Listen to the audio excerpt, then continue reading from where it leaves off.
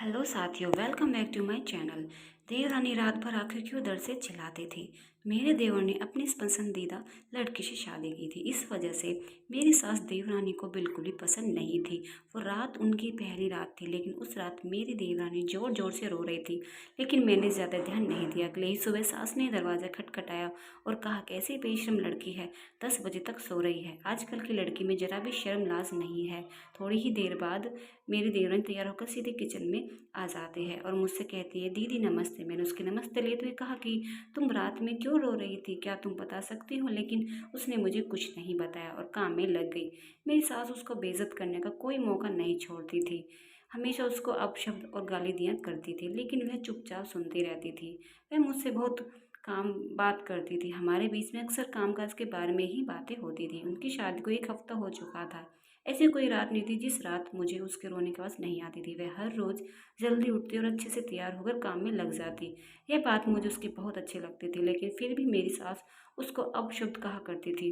मैं अपनी सास को समझाने की कोशिश करती, कहती कि वह कितनी अच्छी है, सबका ख्याल रखती है, फिर भी हम आप उसके साथ ऐसा क्यों करती हैं। लेकिन मेरी सास मुंह चढ़ाकर चली गई थी। एक सुबह मैं जल्दी उठ गई थी और वह सुबह मैं जान गई थी कि मेरी देवरानी रात भर क्यों चिल्लाती थी। उसकी हालत देखकर मुझे रोना आ गया था। उसके हाथ पैरों को नाखूनों से नोचा गया था, जिसने खून बह रहा था। उसके माथे और कमर पर मारने पीटने निशान बने हुए थे। उसकी हालत ठीक नहीं थी।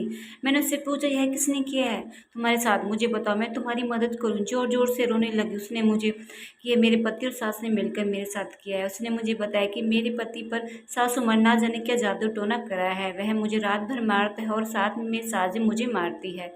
सुबह मैंने अपनी सासू देवर को बोला कि तुम उसके साथ ऐसा क्यों करते हो? तो मेरी सासू माँ ने कहा कि ऐसा ही मुंह उठा के मेरे घर में चले आए। ना जाने क्या क्या सपने देखे थे मैंने अपनी बेटी की शादी के, और यह अपने घर से एक फूटी कौड़ी भी लेकर इस घर में नहीं आई। मैं चाहती हूँ कि ये मर जाए और मैं अपनी बेटी की शादी अपनी पसंद की लड़की से करा दूंगी और वो सारा दहेज भी लूंगी। इस कंगाल की तरह बहू नहीं लाऊंगी मैं अपने घर पर। मैं अपनी सास की ये बात और उसकी सोच सुनकर मुझे बहुत दुख होता, और मैंने उनसे कहा कि या तो आप लोग ऐसे सुधर जाओ, वरना मैं तुम सबकी पुलिस में रिपोर्ट कराकर तुम्हें जेल भेज दूंगी। उसके बाद आप लोगों की क्या हाल होगा आप सोच भी नहीं सकते।